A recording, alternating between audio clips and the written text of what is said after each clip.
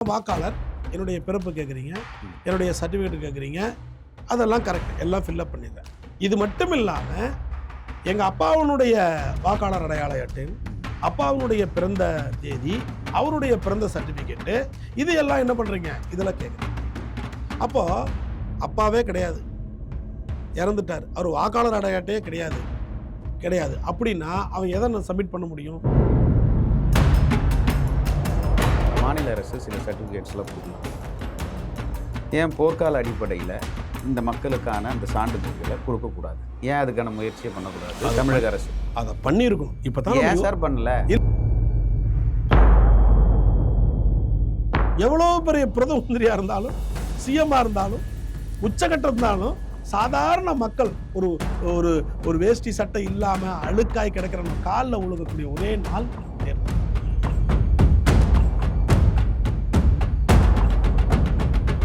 Bihar election பற்றி நம்ம பேசிகிட்டே இருக்கோம். இந்த எஸ்ஐஆருக்கு அப்புறம் பீகாரில் வாக்கு சதவீத போட்டவங்களோட எண்ணிக்கை அதிகரிச்சிருக்கு சார். இது எப்படி சார் பார்க்குறீங்க? சார் அது வேறங்க. இப்போ அது வந்து விழிப்புணர்வு, உதாரணத்துக்கு போடணுன்ற ஆமாம் விழிப்புணர்வு பீகார் மக்கள். இப்போ உதாரணத்துக்கு சொல்லுங்க. நியூஸ் டுடே தமிழ் நேயர்களுக்கு வணக்கம். நான் லோகநாதன். இன்று நம்மோடு சிறப்பு விருந்தினராக கலந்து கொள்ள இருப்பவர் மருத்துவர், அரசியல் விமர்சகர் பூபதி ஜான் நம்மோடு இருக்கிறார். அவரிடம் சில கேள்விகளை முன்வைக்கலாம். சார் வணக்கம். வணக்கம்.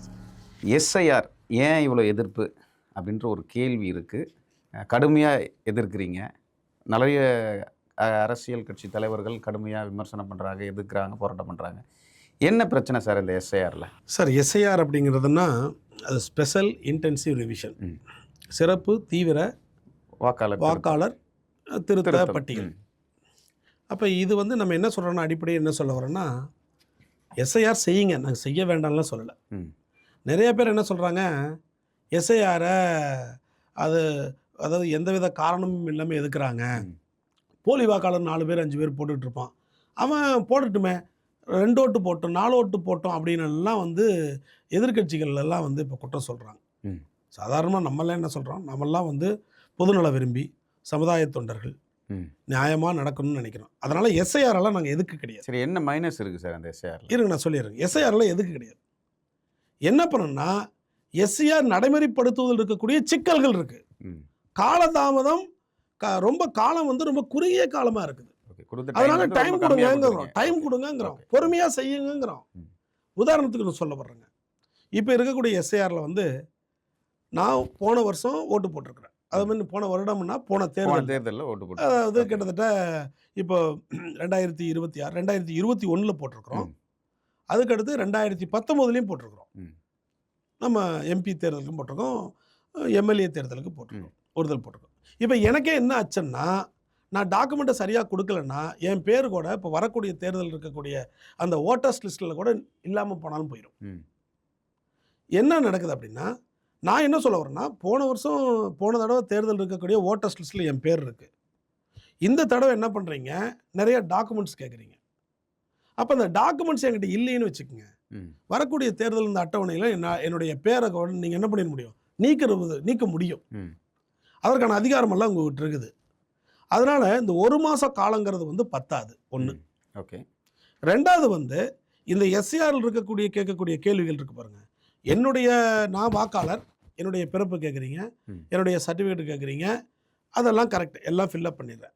இது மட்டும் இல்லாமல் எங்கள் அப்பாவுடைய வாக்காளர் அடையாள அட்டை, அப்பாவுடைய பிறந்த தேதி, அவருடைய பிறந்த சர்டிஃபிகேட்டு, இது எல்லாம் என்ன பண்ணுறீங்க இதெல்லாம் கேட்குறீங்க.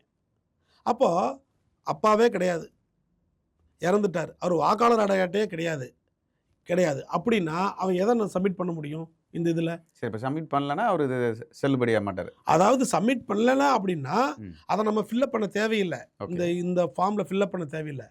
யார் இதை முடிவெடுப்பார்னா, இஆர்ஓ என்று சொல்லக்கூடிய எலெக்ஷன் ரிவிஷன் ஆஃபீஸர் இருப்பார்.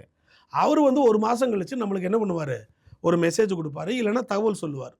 தகவல் சொல்லி நீங்கள் இந்த மாதிரி உங்கள் அப்பாவுடைய வாக்காளர் அடையாள அட்டை கொடுக்கல, அப்பாவுடைய பேரும் இல்லை, சரிங்களா, அப்போ நீங்கள் என்ன பண்ணுங்கள், இந்த டாக்குமெண்ட் எல்லாம் கொண்டாந்து கொடுங்க அப்படின்னு நம்மள்கிட்ட கேட்பாரு. அப்போ அந்த சமயத்தில் நம்மளால் கொண்டு போய் கொடுக்க முடியலன்னு வச்சுக்கோங்க, அவருடைய அடையாள அட்டையத்தையோ இல்லை அவர் பிறந்த தேதியோ அவருடைய ப்ரூஃப் ஆஃப் ரெசிடென்ஸ் அதையும் நம்ம கொண்டு போய் கொடுக்கல அப்படின்னா கண்டிப்பாக நீங்கள் எலிஜிபிலிட்டி கிடையாது, இந்த ஓட்டர்ஸ் லிஸ்ட்டில் கிடையாது அப்படின்னு சொல்லிட்டு நம்மளுடைய பேரை எடுத்துட முடியும். இதுதான் இங்கே அச்சமாக இருக்குது. இங்கே பிரச்சனையே அங்கே தான். என்னை பற்றி டீட்டெயில் கேளு, நான் சொல்லிடுறேன். அதில் எந்த விதமான குழப்பம் கிடையாது. எங்கள் அப்பாவுடைய டீட்டெயில் கேட்குறீங்க, அவருடைய வாக்காளர் அடையாள அட்டைன்னு கேட்குறீங்க, அதில் தான் சிக்கலாக இருக்குது. ஓகே, இப்போ என்ஆர்சியை மறைமுகமாக இம்ப்ளிமெண்ட் பண்ணுறக்கூடிய ஒரு விஷயம் தான் இது. கண்டிப்பாக. இது எப்படின்னா, இப்போ என்ஆர்சி அப்படிங்கிறது என்ன தெரியுங்களா, யார் யாரெல்லாம் இந்த நாட்டினுடைய குடிமக்கள் அப்படிங்கிறத ப்ரூவ் பண்ணணும். குடிமக்கள் அப்படின்னாவே அதுக்கு ஒரு கிரைட்டீரியாஸ் எல்லாம் வச்சுருக்குறாங்க. இந்த நாட்டிலே பிறந்தவங்க, உனக்கு முன்னாடி அப்பா பிறந்திருக்கணும், இவங்க எல்லாம் தான் குடிமக்கள் வர்றாங்க. வெளியூர்லேருந்து பிறந்து வந்து இங்கே குடிமக்கள் ஆக முடியாது, அதுக்கான கண்டிஷன்ஸ் எல்லாம் இங்கே கிடையாது. அப்போது ஒரு குடிமக்கள் அப்படின்னு நம்ம ப்ரூவ் பண்ணணும்னு வச்சுக்கோங்க. ஒன்று என்னுடைய பிறந்தது அந்த எவிடன்ஸ் காட்டணும், எங்கள் அப்பாவுடைய பிறந்தது பூர்வீகமாக இருக்கிறாரா அதனுடைய எவிடன்ஸ் எல்லாம் காட்டணும். இப்போ அப்போ அந்த காலத்தில் வந்து பர்த் சர்டிஃபிகேட்டும் கிடையாது, இந்த எலெக்ஷன் ஓட்டர் ஐடி கிடைச்சா கிடைக்கும், அப்படி இல்லைன்னா வந்து நம்ம ரேஷன் கார்டு இவ்வளோ தான் இருக்கும். இப்போ ரேஷன் கார்டை கொடுக்க மாட்டாங்க, ரேஷன் கார்டு குடியுரிமைக்கான சான்று இல்லைன்னு சொல்லிட்டாங்களே. ஓகே, அப்போ அதுவும் பயன் இல்லை. அப்படின்னா என்னன்னா, இவங்க ஒரு 12 டாக்குமெண்ட் சொல்றாங்க. சரி, என்னென்ன சார்? இப்போ இந்த 12 டாக்குமெண்ட் நீங்க பார்த்துட்டீங்கன்னா, இப்போ அதில் நீங்கள் இதில் போனால் கூட கிடைக்கும். மத்திய அரசு மாநில அரசு பொதுத்துறை நிறுவனத்தின் நிரந்தர ஊழியர் ஓய்வூதியருக்காக வழங்கப்படும் ஏதேனும் அடையாள அட்டை அண்டு ஓய்வூதிய ஆணை, கவர்மெண்ட் ஆஃபீஸில் வேலை செஞ்சுருந்தா அவங்களுடைய பென்ஷன் ஆர்டர் இல்லை கவர்மெண்ட் ஆர்டர் அது கொடுக்கணும். அது ஒரு சாதாரண ஒரு ஏழைப்பாளைக்கோ இல்லை விவசாயம் பண்ணுறவனுக்கு கிடைக்குமா? அது அவங்ககிட்ட இருக்காது, ரூல்ட் அவுட். அதுக்கடுத்து 87க்கு முன்னர் இந்தியாவில் அரசு, உள்ளாட்சி அமைப்புகள், வங்கிகள், அஞ்சல் அலுவலகங்கள், எல்ஐசி, பொதுத்துறை நிறுவனங்களால் வழங்கப்பட்ட ஏதோ ஒரு அடையாள அட்டை, அதாவது அவனுடைய ஐடி கார்டு. எல்ஐசியில் இருக்கிறவங்க எல்லாருக்கும் ஐடி கார்டு கொடுப்பாங்களா? இல்ல, அந்த மாதிரி கொடுப்பாங்க. அதுதான் சொல்ல வர்றேன். இவங்க சொல்றாங்க ஒரு ஐடி கார்டு கொடுத்துருந்தா, இவங்க சொல்றாங்க பாருங்க. இப்போ சப்போஸ் உள்ளாட்சி அமைப்பு, வங்கி, அஞ்சல் அலுவலகம், எல்ஐசி, பொதுத்துறை, இது எல்லாமே வந்து ஒரு சாதாரண விவசாயியோ, சாதாரண ஒன்றும் இல்லையோ, ஏழையோ, பாலையோ இதெல்லாம் வச்சிருப்பானா? இது இருக்காது, அது ரூல்ட் அவுட் அவங்ககிட்ட. அதுக்கடுத்து தகுதி வாய்ந்த அதிகாரியால் வழங்கப்பட்ட பிறப்புச் சான்றிதழ், பர்த் சர்டிஃபிகேட் இப்ப இருக்கிறவங்களுக்கு இருக்கும். இதே 40 வருஷத்துக்கு முன்னாடி பிறந்தவங்க இருக்காது. இப்ப என்னுடைய பர்த் சர்டிஃபிகேட் கிடையாதுங்க வீட்ல. அப்பெல்லாம் அவங்களுக்கு எப்படி கிடையாது. இப்ப உள்ளாட்சி அமைப்புகள்ல வாங்கியிருப்பாங்கல்ல சார்?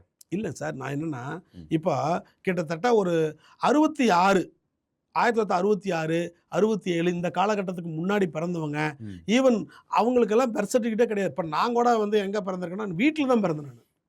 அது டாக்டர்லாம் பிரசவம் பார்க்கல, யார் தாய்னு சொல்லுவாங்கல்ல கிராமத்தில் இருக்கக்கூடிய தாய் கிழவி, அவங்க தான் பிரசவம் பார்த்தாங்க. அப்போ எங்கே நம்மளுக்கு போயிட்டு ஆஸ்பத்திரியில் போய் ரெஜிஸ்டர்லாம் ஒன்றுமே கிடையாது, பர்த் சர்டிஃபிகேட்டே கிடையவே கிடையாது. நம்ம முனிசிபலில் பண்ணுவாங்கல்ல சார்? எதுங்க முனிசிபல்? அப்போ கிடையாதுங்க, பர்த் சர்டிஃபிகேட்டே இல்லைங்க. அந்த பிறப்பை போயிட்டு பதிவு பண்ணுறதுலாம் கிடையாது. எப்படின்னா ஸ்கூலில் கொண்டு போய் சேர்த்துவாங்க பாருங்க, 5ஆவதுல கொண்டு போய் சேர்த்தும் போது கையை எடுத்து வச்சு இப்படி பண்ண சொல்லுவாங்க. இந்த கை வந்து காதை தொடணும், இந்த காதை தொட்ட 5 போ நீ 5, அவ்வளோதான்.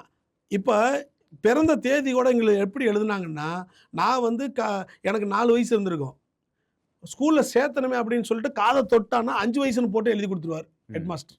அப்படித்தான் இருக்குது.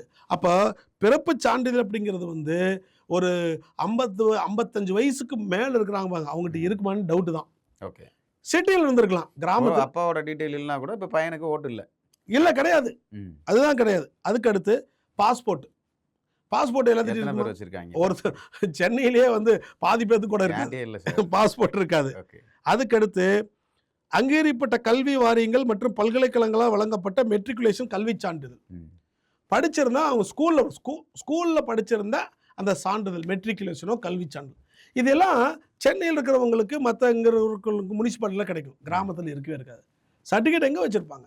படித்த சர்டிஃபிகேட்டில் அவங்க 1வது 2வது படிச்ச அப்படியே வச்சுருந்தா கூட காலகட்டத்தில் வீடு மாற்றும் போதோ, இல்லை மழை வந்து ஒழுகும் போதோ, இல்லை ஒரு அட்டைப்பட்டியில் வச்சுருக்கும் போதோ எல்லாம் என்ன இருக்காது, வீணாக போயிருக்கும், சான்றிதழ் கிடைக்காது.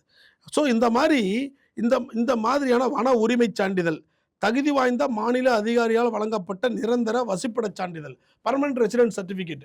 அப்போ இந்த சர்டிஃபிகேட் கிட்டத்தட்ட 12 சர்டிஃபிகேட் கேட்குறாங்க சார். இதில் இன்னொரு சர்டிஃபிகேட் கேட்குறாங்க, 12வது சர்டிஃபிகேட். அதில் தான் இது 1/7/2025 தகுதி ஏற்படுத்தும் நாளாக கொண்ட பீகாரின் சிறப்பு தீவிர திருத்தத்தின் வாக்காளர் பட்டியலின் பிரதி. பீகாரில் எஸ்ஐஆர் கண்டக்ட் பண்ணி முடிச்சிட்டாங்க. சரி, அந்த கண்டக்ட் பண்ண முடிச்சதுடைய பிரதி, அது நகல் இருந்தா போதும். யாருக்கு? இங்க பீகார்ல ஒர்க் பண்றான் பாருங்க, அவங்க ஓட்டு போடுறனா அந்த நகல் வச்சுட்டா போதும். எப்படி பாருங்க. இங்க வந்து அவன் ஏன் சார் போடணும் ஓட்டு? அப்படித்தானே பண்ணி வச்சிருக்காங்க. இங்க வந்து இந்த புலம்பெயர்ந்த தொழிலாளர்கள் இங்க 4 மாசம் 5 மாசம் வந்து வேலைக்கு இங்கே செட்டில்ட் ஆயிட்டாங்க. அவங்க எங்க குடும்பம் வந்து ஃபேமிலி இங்க இருக்குது, குழந்தைங்க படிக்குது, அவங்க போறதுல ஒரு நியாயம் இருக்கா? ஓகே. அப்போ 3 மாசம் இருக்கிறான், 2 மாசம் இருக்கிறான், ஒரு 5 மாசம் இருக்கிறான், அவன் இங்க வந்து இருக்கிறான். அவன் பீகாரில் வந்து எஸ்ஐஆர் பண்ணிட்டாங்க. இவனுடைய பேரில் பீகாரில் இருக்கக்கூடிய அந்த எஸ்ஐஆர்னு சொல்லக்கூடிய அந்த வாக்காளர் பட்டியல் இருந்துச்சுன்னா அந்த காப்பி எடுத்துகிட்டு வந்து வச்சுக்கிட்டு இங்கே எங்கே வேலை செய்கிறானோ அவன் முதலாளிகிட்டையோ ஓனர்கிட்டையோ எங்க நான் உங்கள்கிட்ட வேலை செய்கிறேன்னு ஒரு சர்டிஃபிகேட் கொடுங்கன்னு கொடுத்தான்னா இதை கொண்டு போய் கொடுத்து எலெக்ஷன் ஆஃபீஸரில் கொண்டு போய் கொடுத்தான்னா அவனுக்கு ஓட்டு உரிமை கொடுத்துட்றான், இங்கே ஓட்டு போடலாம். ஓகே, இதுதான் அந்த ஓட்டு திருட்டா? அப்போ யார் அவன் அங்கேயும் ஓட்டு போட்டானா இல்லை இங்கே வந்து ஓட்டு போடுறான்னு அவனுக்கு என்ன தெரியும்? இதெல்லாம் நியாயமாக இருக்குல்ல சார். இதில் ஒரு கவலை தெளிக்க இல்லை சார். இப்போது ஒரு அரசியல் கட்சி சார்ந்த நிறைய பாக முகவர்கள் அங்கெல்லாம் பூத் கமிட்டி ஏஜென்ட்லாம் உட்காந்துருப்பாங்கல்ல, நீ என் ஊரே கிடையாது, நீ எப்படா ஓட்டு போடுன்னு கருத்தாம்பட்ட மேலே அடிச்சு வெளியே துரத்துனாங்கன்னா என்ன பண்ணுவீங்க? முடியாது. எப்படி முடியாது? உங்களுக்கு அது உரிமையே கிடையாது. யாருக்கு உரிமை இருக்குதுங்களா? நீங்க ஓட்டு போடலாம், ஓட்டு போட வேணான்னு லோக்கல் இருக்கக்கூடிய ஆட்கள்ல அடிச்சு குடிச்சு மிரட்டுறான் பாருங்க, அவனுக்கெல்லாம் உரிமையே கிடைக்காது. அவன்லாம் வாயில வேணா வடை சொல்லலாம். சார், இந்த மாதிரி அங்க பிரச்சனை நடக்காதான்னு கேட்குறேன். நடக்கும், அதெல்லாம் தெரியாது. எலெக்ஷன் ஆஃபீஸர்னு ஒருத்தர் இருப்பாரு அங்க. இல்லை, அவங்க எல்லாம் தாண்டி தானே சார் அங்கே போகணும் எலெக்ஷன் ஆஃபீஸர். எப்படி கிடைங்க? அப்படியெல்லாம் கிடையாதுங்க. எலெக்ஷன் ஆஃபீஸர்னு ஒருத்தர் இருக்கிறாரு. எலெக்ஷன் ஆஃபீஸர் வந்து நீ ஓட்டு போடலான்னு சொல்லிட்டு ஒரு சீட்டை கொடுத்துட்டாருன்னு வச்சுங்க, அவங்க நீட்டாக போய் போலீஸ் உதவியோட சென்ட்ரல் ஃபோர்ஸ் எல்லாம் வந்திருக்கும், துப்பாக்கி வச்சுக்கிட்டு அவன் போய் ஓட்டை குத்திட்டு வருவான். நீங்கள் என்ன பண்ணுவீங்க? அதுதான் நம்ம என்ன சொல்ல வர்றோம்னா, புலம்பெயர்ந்த தொழிலாளர்கள் பண்ணுறீங்களே ஆக்சுவலாக இது ஒரு சார்புன்னு சொல்ல வர்றேன், நல்லா கவனிக்கணும். இப்போ ஒரு பீகாரில் இருக்கக்கூடிய ஆட்கள் வந்து இங்கே வந்து இருக்கிறாங்க. சரி, இப்போ இங்கே இருக்கிறவர் வெளியூருக்கு போய் போட்டு வரலாம்ல ஓட்டு? அதுதான் சொல்ல வர்றேங்க. அதுதான் என்ன சொல்ல வர்றேன்னா, இது எல்லாத்துக்கும் பொருந்தும். அதுதான் நான் சொல்ல வர்றேன்னா, பொதுவாக எல்லாத்துக்கும் பொருந்தும். இது ஒன்று மட்டும் கவனமாக கேளுங்க. பீகாரில் ஒருத்தர் இருக்கிறார், அவர் 3 மாதத்துக்கு முன்னாடி இங்கே வந்துடுறாரு, இங்கே வேலைக்கு வந்துடுறாரு. 3 மாதம் தான் ஆச்சு. அங்கேருந்து ஒரு நகல் எடுத்துகிட்டு வந்துடுறாரு. வந்துட்டு இங்கே எங்கே வேலை செய்கிறாரோ அந்த கம்பெனிக்கு முதலாளிகிட்ட ஒரு சர்டிஃபிகேட் வாங்கிக்கிறார். ரெண்டையும் கொடுத்து எங்கே பண்ணிடுறாரு? எலெக்ஷன் ஆஃபீஸரில் கொடுத்துட்றாரு. எலெக்ஷன் ஆஃபீஸர் கொடுத்து எலெக்ஷன் ஆஃபீஸர் பார்த்துட்டு ரைட் ஓட்டு போடணும்னு சொல்லி ஓட்டு போட்டுறாரு. ஒன்று அவனை ஓட்டு போட வச்சிடறாரு. அவன் ஓட்டு போட வச்சுட்டான். கேளுங்க, அவனுக்கு தெரிஞ்ச கட்சி என்னத்து கட்சிங்க? 2 கட்சி தான் தெரியும், காங்கிரஸ் பிஜேபி. தவிர வேற ஏதாவது கட்சி தெரியுமா? தெரியாது. ஆனால் இங்கே தமிழ்நாட்டில் இருக்கக்கூடிய மிகப்பெரிய கட்சிகளான ஏடிஎம்கே, டிஎம்கே, நாம் தமிழர் கட்சி, தமிழக வெற்றி கழகம், சிபிஐ, சிபிஎம் எல்லாம் நிறைய கட்சிகள் இருக்கு. இவங்களுக்கெல்லாம் அவனுடைய பரிச்சையே இருக்காது. அப்போ தரமுள்ள ஆட்சியை கொடுக்கணுமா வேண்டாமா அப்படிங்கிற ஒரு புரிதல் அவனுக்கு வேணுமா இல்லையா? இவன் நல்லது செய்வான் செய்யலன்னு. அப்போ ஒரு ஆளை கூட்டியாந்து நீங்கள் வச்சுக்கிட்டு அவனுக்கு 2 கட்சி மட்டும்தான் உனக்கு தெரியும் அப்படின்னு அவனுக்கு ஒரு நினைப்பை ஏற்படுத்தி அந்த நினைப்பில் வந்து இந்த 2ல் 1 போட்டால் மற்ற கட்சிகளுக்கெல்லாம் அது பாதிப்பா இல்லையா? ஓகே சார், இப்போ நான் சொல்றது இதுக்கு சொல்லுங்க, மற்ற கட்சிக்கு பாதிப்பா இல்லையா? அப்போ 50 வருஷம் 60 வருஷம் திராவிட கட்சிகள் இவங்களை எல்லாம் இவன் புரிஞ்சுக்கிறதுக்கு இவனுக்கு கால அவகாசம் வேணுமா இல்லையா?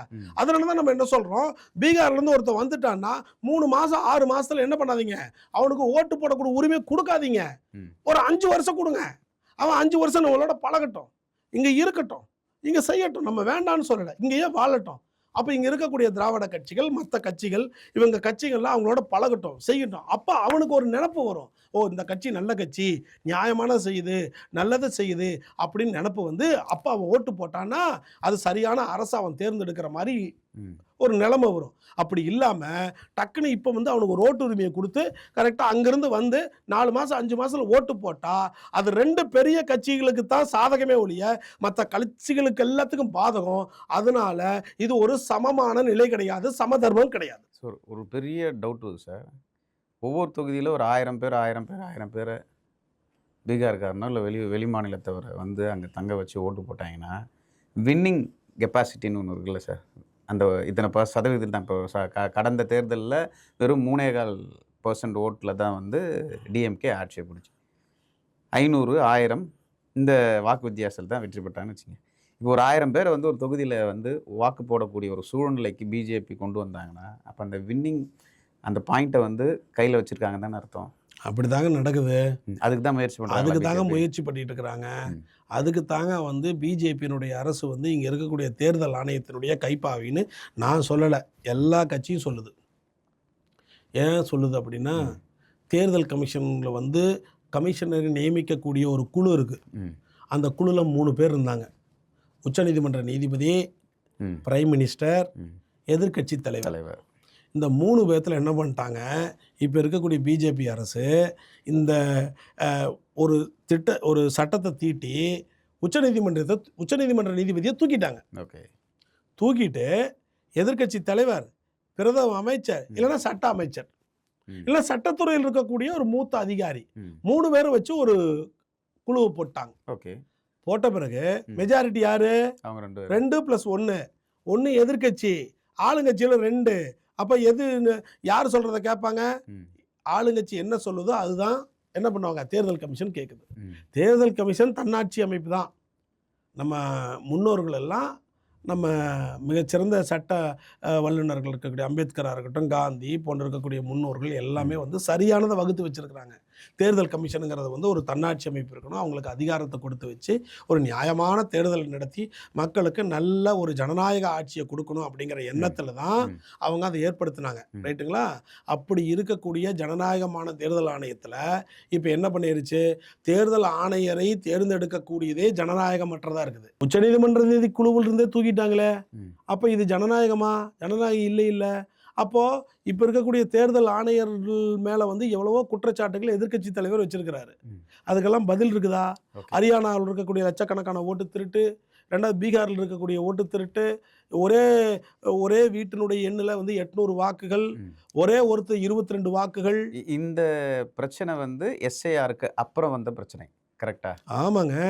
எஸ்ஐஆர் வந்த பிறகு என்ன எஸ்ஐஆர்ல யூஸ் இருக்கு? என்ன யூஸ் இருக்கு? அதான் எஸ்ஐஆர் வந்த பிறகு தேர்தல் ஆணையம் வந்து இதுதான் தேர்தலினுடைய லிஸ்ட்டு அப்படின்னு விட்ட பிறகு ராகுல் காந்தி வந்து அதை வந்து அனலைஸ் பண்ணி, எப்பா இந்த லிஸ்ட்டில் என்ன தான் இருக்குது அப்படின்னு அனலைஸ் பண்ணி கொண்டு வந்த மேட்ரு தான் ஒரே வீட்டில் 800 ஓட்டு, ஒருத்தனுக்கு 22 ஓட்டு, ஒரே ஃபோட்டோவை வச்சு 22 ஓட்டு, பிரேசில் நடிகையினுடைய ஃபோட்டோவை வச்சு ஓட்டு, ஒவ்வொருத்தருக்கும் 2 ஓட்டு, டெல்லியிலையும் ஓட்டு, ஹரியானாலையும் ஓட்டு, யூபிலையும் ஓட்டு, பீகார்லேயும் ஓட்டு.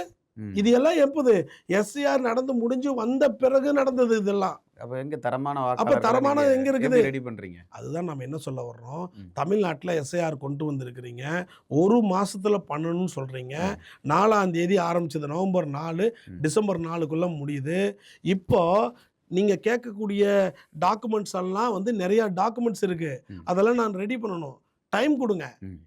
சரி, டைம் கொடுத்து செய்யுங்கன்னு தான் சொல்றோம். நான் ஒரு கேள்வி கேட்குறேன் சார். மாநில அரசு சில சர்டிஃபிகேட்ஸ்லாம் கொடுக்கலாம், ஏன் போர்க்கால அடிப்படையில் இந்த மக்களுக்கான அந்த சான்றிதழ்களை கொடுக்கக்கூடாது? ஏன் அதுக்கான முயற்சியை பண்ணக்கூடாது தமிழக அரசு? அதை பண்ணியிருக்கணும். இப்போ தான் ஏன் சார் பண்ணல? இல்லை இருங்க, நீங்க போராட்டம் பண்றதுக்கே டைம் சரியா இருக்குது, இதை பண்றதுக்கு இந்த வாக்காளர்கள்ல அழகா வந்து ஓட்டு போடுவாங்க. ஒன்று தெரிஞ்சுக்குங்க, எஸ்ஐஆர் பற்றி இருக்கக்கூடிய மிகப்பெரிய குழப்பமே அதில் என்ன இருக்குது, என்ன தரவுகள் இருக்குது, எப்படியெல்லாம் இருக்குது அப்படிங்கிறது புரிஞ்சுக்கிறக்கே 2 வாரம் ஆச்சுங்க.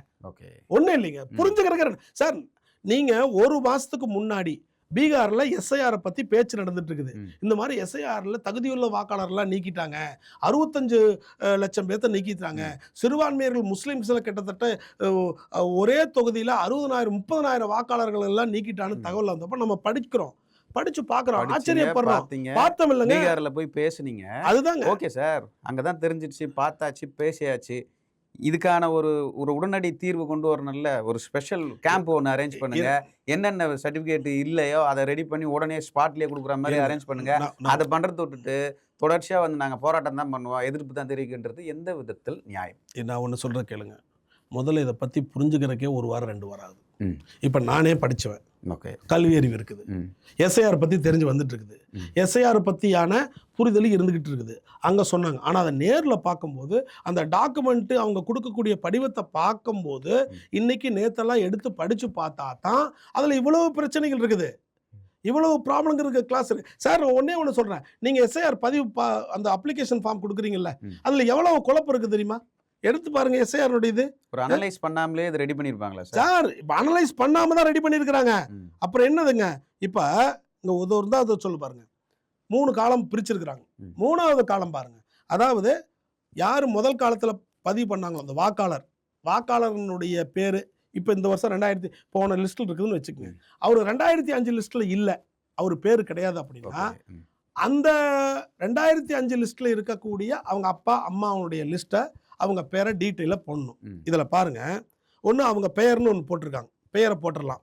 அதுக்கடுத்து வாக்காளர் புகைப்பட அடையாள அட்டை எண் இருப்பின், ஆக்சுவலாக அந்த வாக்காளர்களுடைய அடையாள அட்டைன்னு போடணும். அப்புறம் உறவினரின் பெயர் மொட்டையாக கொடுத்துருக்குறாங்க. எந்த உறவினர், அதுக்கு ஏதாவது கைட்லைன்ஸ் இருக்கா இந்த அப்ளிகேஷன் ஃபார்ம்ல? சார் இது வந்து நீங்க நினைக்கிற மாதிரி இது சாதாரண அப்ளிகேஷன் கிடையாது. என்னுடைய உரிமை இது. நான் இந்த நாட்டில் பிரஜைன்னு சொல்லிருக்கக்கூடிய ஒத்த உரிமை, அம்பேத்கர் கொடுத்திருக்க உரிமை ஓட்டு தாங்க. அரசியல்வாதிகள் ஒரு சாதாரண மக்களினுடைய காலில் விழுகிறான் அப்படின்னா அது என்னைக்குங்க விழுகிறான்? ஒரே நாளில் தான் விழுவான். எவ்வளோ பெரிய பிரதம மந்திரியா இருந்தாலும், சிஎம்மா இருந்தாலும், உச்சகட்டம் இருந்தாலும், சாதாரண மக்கள் ஒரு ஒரு ஒரு வேஷ்டி சட்டை இல்லாம அழுக்காய் கிடக்கிற காலில் உழுகக்கூடிய ஒரே நாள் தேர்தல் நாள். அந்த உரிமையை சட்டம் கொடுத்துருக்கு. ஒரு மனிதன் ஒரு வாக்கு ஒரு உரிமை. அப்ப இந்த ஃபார்ம் வந்து அவ்வளவு ரொம்ப முக்கியத்துவம் வாய்ந்தது. இதுல என்ன கேட்டிருக்கிறீங்க நீங்க, என்ன கொடுத்துருக்குது? உறவினரின் பெயர். எந்த உறவினரின் பெயர்? யாரோட உறவினர் பெயர்? இந்த வாக்காளருடைய உறவினர் பெயர்னு சொல்லணும். அந்த மாதிரி ஏதாவது இருக்குதா? அப்போ உறவினர்னா யாரெல்லாம் உறவினர்? கொஸ்டின் வருதா இல்லையா? இதுல ஏதாவது இந்த வாக்காளர் படிவத்துல உறவினர் என்றால் யார் யார் அப்படின்னு நம்ம சொல்லணுமா இல்லையா? நான் எங்க போய் தெரிஞ்சுக்கிறது? நானே படிச்சவன், நெட்ல போட்டா கூட வர மாட்டேங்குது. கேள்வி அறிவு தான். சரிங்க சார், யார் வேணாலும் ஃபில்அப் பண்ணலாமா சார்? அப்பா அம்மா அண்ணன் தம்பி பெரியப்பா சித்தப்பான்னு யாருன்னா ஒரு ஃபில்அப் பண்ணலாம்? தப்புங்க. அதே தப்புங்களா? தப்பு. உறவினர் பெயர்னா எங்கேயும் போய் தேடி பார்த்தா கிடைக்கல. இப்பதான் சொன்னாங்க, சில யூடியூப்ஸ்ல வந்துச்சு. எலெக்ஷன் கமிஷனோட யூடியூப்ல ஓடி போய் தேடி பார்த்தா என்ன சொல்றேன்னா, அப்பா அம்மா, அப்பா அம்மா, தாத்தா பாட்டி, இந்த 4 தான் சொல்றாங்க உறவினர்னு பெயர்னு. அப்போ ஒரு அப்ளிகேஷன் ஃபார்ம் கொடுத்துருக்கீங்க, அதை எப்படி ஃபில்அப் பண்ணுறதுன்னு என்னுடைய கைட்லைன்ஸ் பின்னாடியே சேர்த்தி ஒரு பக்கத்தில் உறவினர்னா யார் உறவினர், இந்த உறவினர்களை எல்லாம் நீங்கள் போடணும்னு சொல்லணுமா இல்லையா? ஏங்க குழப்பத்தை ஏற்படுத்துறீங்க?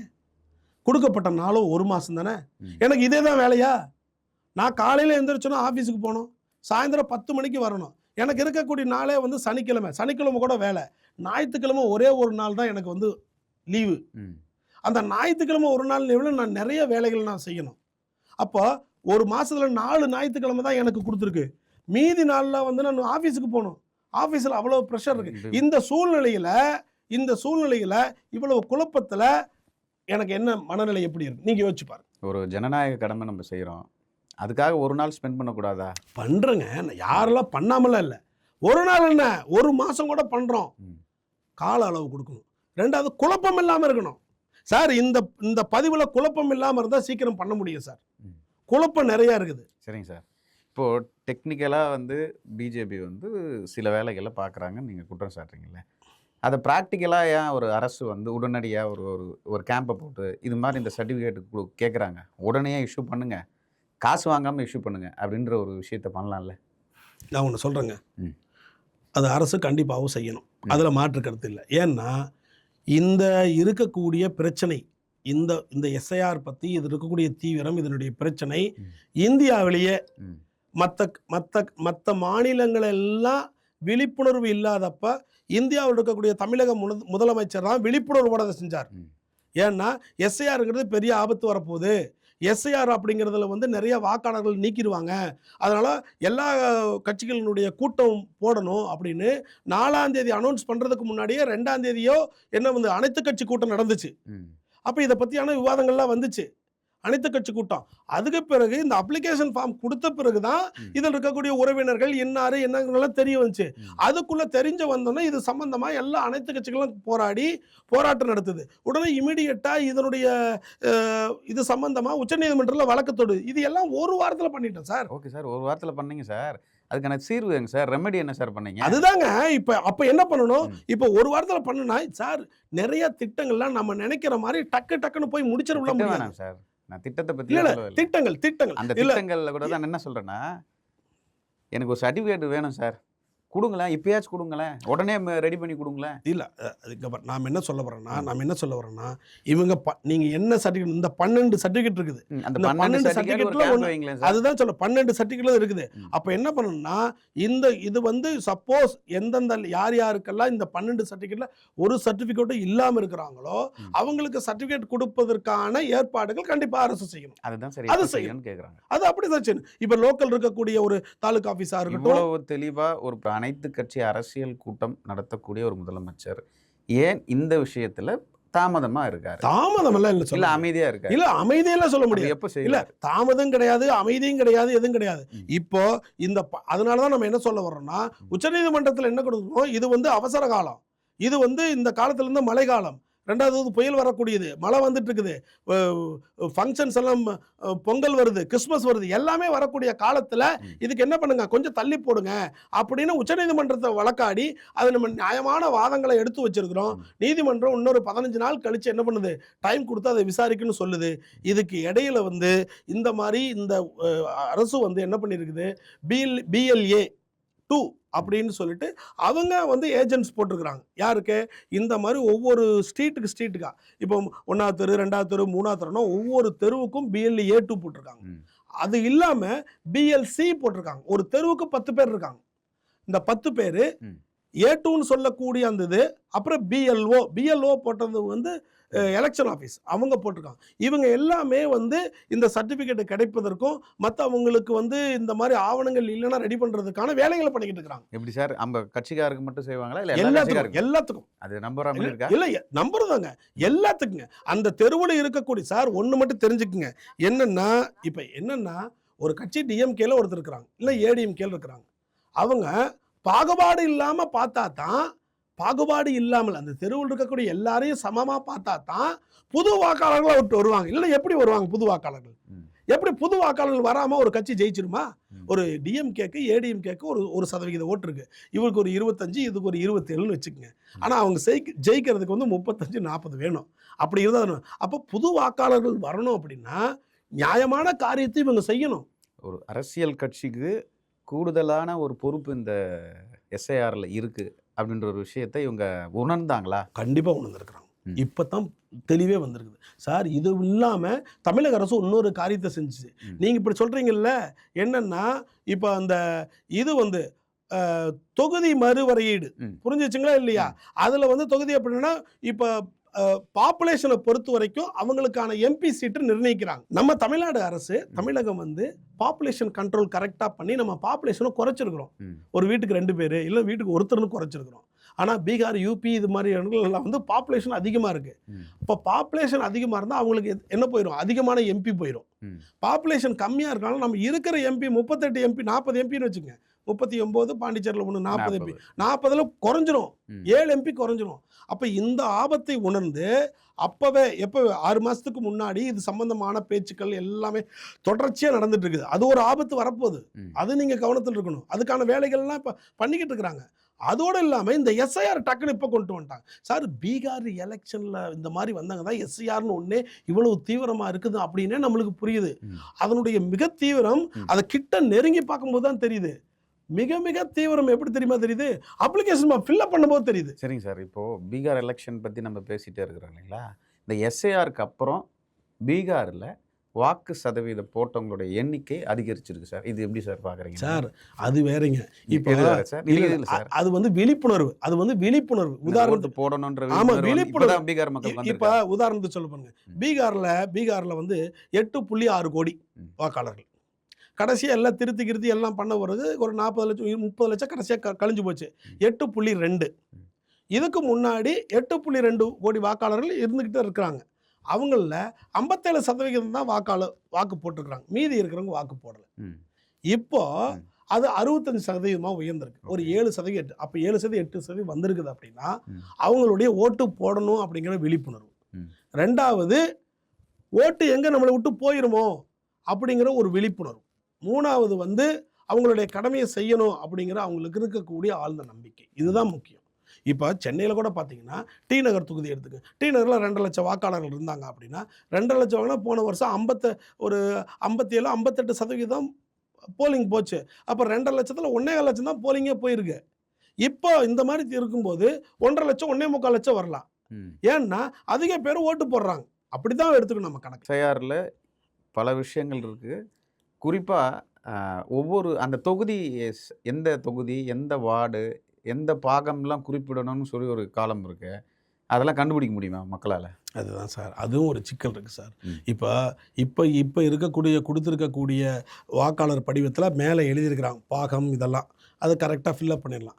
ஆனால் இந்த 2005 இருக்கக்கூடிய வாக்காளர்கள் இருக்குது இல்லைங்க, அது நிறைய பேர்த்துக்கு வந்து இப்போ இருக்கக்கூடிய வாக்காளர் பட்டியலில் இருக்கக்கூடிய பேர் கூட அதில் இல்லை. ஆனால் ஓட்டு வந்து தொடர்ச்சியாக போட்டுக்கிட்டு தான் வர்றாங்க. என்னுடைய நண்பரே மிக மிக நெருங்கிய நண்பர் 2019 ஓட்டு போட்டு வர்றாரு. ஆனால் 2005 அவர் பேர் இல்லை. ஆனால் இப்போ இது வரைக்கும் எல்லா தேர்தலையும் ஓட்டு போட்டிருக்காரு. அப்போ அவர் கவலையாக இருக்கா இல்லையா, எப்படி இல்லாமல் போச்சுன்ட்டு? அப்போது இது போன்ற சூழ்நிலை அவருக்கு எங்கே நம்மளுடைய ஓட்டு இல்லாமல் போயிருமோன்னு அச்சம் வருதா இல்லையா? அதனால் நம்ம என்ன சொல்ல வர்றோம், காலம் இன்னும் 2 மாதம் 3 மாதம் இருந்திருந்தால் ரொம்ப நல்லா இருந்திருக்கும். இந்த எலெக்ஷன் கமிஷன் கூட சட்டம் என்ன சொல்லுது தெரியுங்களா, இந்த மாதிரி இந்த தீவிர திருத்தம், சிறப்பு தீவிர திருத்தம் வாக்காளர் பட்டியலில் வந்து எலெக்ஷனுக்கு முன்னாடி 1 வருஷத்துக்குள்ளே பண்ணக்கூடாது. 1 வருஷத்துக்கு முன்னாடி தான் பண்ணணும். 1 இயர் இருக்கணும். அப்படி தான் பண்ணணும் அப்படின்னு சட்டம் சொல்லுது. இவங்க என்ன பண்ணுறாங்க, எலெக்ஷனை வச்சுட்டு 4 மாதத்துலேயே இது பண்ணுறாங்க. அப்போது சட்டத்தை மதிக்காமல் ஒரு அரசு செயல்படுது. கண்டெம்ப்ட் ஆஃப் கோர்ட்டு கூட போகலாமா? சட்டத்திலே திருத்தம் கொண்டு வந்துட்டாங்க. ஓகே. இப்போ இந்த திருத்தம் கொண்டு வந்தாங்கல்ல, எப்படி எலெக்ஷன் ஆஃபீஸரை நிர்ணயம் பண்ணுறதுக்கு குழுவில் எப்படி மாற்றம் கொண்டு வந்து திருத்தம் கொண்டு வந்தாங்களோ, அதே மாதிரி சில திருத்தங்கள் எல்லாம் சட்டத்திலே பண்ணிட்டாங்க.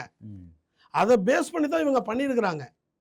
அப்போ இது எல்லாம் யார், இதெல்லாம் எப்படி கேட்கணும்? இதெல்லாம் பொதுமக்கள், 2வது இருக்கக்கூடிய தன்னாளர்கள், 2 சமூக சீர்திருத்தவாதிகள், இவங்க தான் வந்து கண்டிப்பாக அதை கேட்டு இதெல்லாம் போராடி ஒரு நியாயமானதை சரியானதை மக்களுக்கு கொண்டு போகணும். அது ரொம்ப முக்கியம். குறிப்பாக எஸ்ஐஆர் பற்றிய ஒரு தெளிவான ஒரு இன்டர்வியூ வந்து கொடுத்ததுக்கு நியூஸ் டுடே தமிழ் சார்பாக நன்றி தெரிவிச்சுக்கிறேன். நன்றி, வணக்கம். நன்றிங்க சார்.